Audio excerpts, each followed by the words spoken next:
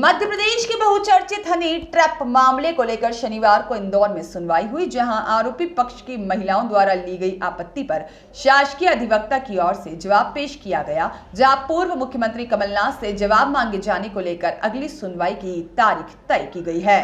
2018 में इंदौर पुलिस द्वारा दर्ज किए गए प्रदेश के बहुचर्चित हनी ट्रैप मामले में शनिवार को सुनवाई हुई, जहां आरोपी तीनों महिलाओं की ओर से 1 महीने के भीतर जांच पूरी करने और पूर्व मुख्यमंत्री कमलनाथ से जवाब मांगे जाने का आवेदन प्रस्तुत किया गया और प्रदेश सरकार की ओर से जांच अधिकारी आदर्श कटियार को निर्देशित किए जाने का निवेदन किया गया, जहां शासकीय अधिवक्ता अभिजीत सिंह राठौर द्वारा आवेदन के संबंध में जवाब प्रस्तुत करते हुए बताया गया कि माननीय न्यायालय जांच के लिए किसी पक्ष को बाधित महीने कर सकता है और 1 महीने में जांच का आवेदन निरस्त किए जाने योग्य है, जिस पर न्यायालय ने आवेदन को खारिज करते हुए अगली सुनवाई के लिए 2 मार्च की तारीख निर्धारित की है। जबकि इस मामले में एसटीएफ की ओर से आदर्श कटियार को जवाब प्रस्तुत किया जाना था। फिलहाल अगली सुनवाई पर शासकीय अधिवक्ता की ओर से जांच के पहलुओं पर जवाब प्रस्तुत किया जा सकता है। अभियोजन द्वारा 173 का जवाब दिया गया है और जो हमने 91 का कमलनाथ के खिलाफ जो आवेदन पेश किया था उसमें जवाब देने के बजाय उन्होंने एक आपत्ति प्रस्तुत की है, तो हमने उसमें आपत्ति पर ये उठाया था कि जब इन्होंने आपत्ति में जवाब ही दे दिया है कि 91 में आवेदन पोषणीय नहीं है तो इसमें जवाब की कोई आवश्यकता नहीं है। उस पर तर्क हो चुके हैं और 173 पे हमने समय मांगा है तर्क करने के लिए, क्योंकि उसमें विस्तृत तर्क करने की आवश्यकता है। तो डॉक्यूमेंट से रिलेटेड है सारा, है ना?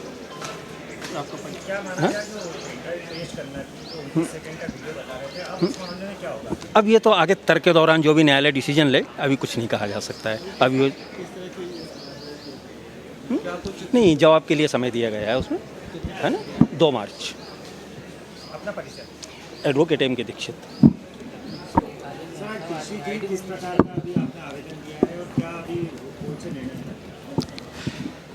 आज दिनांक को मध्य प्रदेश के बहुचर्चित मामले, जिसको हम सभी हनी ट्रैप प्रकरण के नाम से जानते हैं, इस मामले में माननीय विशेष न्यायाधीश महोदय श्री मनोज कुमार तिवारी साहब के न्यायालय में आज सुनवाई हुई। आरोपीगण श्वेता जैन, बरखा सोनी और आरती दयाल की ओर से 2 आवेदन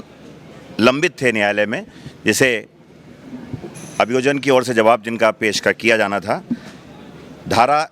173 दंड प्रक्रिया संहिता और धारा 91 दंड प्रक्रिया संहिता, इस पर अभियोजन की ओर से धारा 173 दंड प्रक्रिया संहिता, जिसमें आरोपीगण द्वारा यह वांछा की गई थी कि विवेचक को, जो इस मामले के अनुसंधान अधिकारी हैं, उनको निर्देशित किया जावे कि इस मामले को 1 माह में पूरा अन्वेषण समाप्त करें और अंतिम प्रतिवेदन चालान न्यायालय के समक्ष प्रस्तुत करें, जिस पर अभियोजन की ओर से हमारे द्वारा जवाब आज दे दिया गया है। और जवाब में हमने यह आपत्ति उठाई है कि किसी भी अपराध के अनुसंधान अधिकारी को धारा 173 उपधारा 8 दंड प्रक्रिया संहिता के अंतर्गत यह शक्ति है कि वह किसी भी प्रकरण पर अपना अनुसंधान पूर्ण कर सकता है या उस अनुसंधान समाप्त करने के लिए किसी भी अपराध में किसी अनुसंधान अधिकारी को समाप्त करने के लिए बाध्य नहीं किया जा सकता। इस प्रकार का जवाब हमने 173 दंड प्रक्रिया संहिता पर दे दिया है, जिस पर तर्क दोनों पक्षों के जो बहस है वो दिनांक 2 मार्च 2024 को न्यायालय द्वारा नियत की गई है।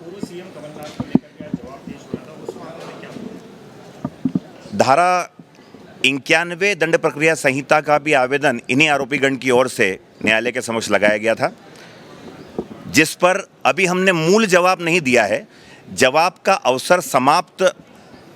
न हो, जवाब का अवसर हमारा सुरक्षित रहे, उसके साथ हमने धारा 91 सीआरपीसी के आवेदन पर एक विधिक आपत्ति ली है कि ये जो धारा 91 सीआरपीसी का आवेदन है, ये इस प्रकरण पर, जहां पर न्यायालय द्वारा आरोपीगण पर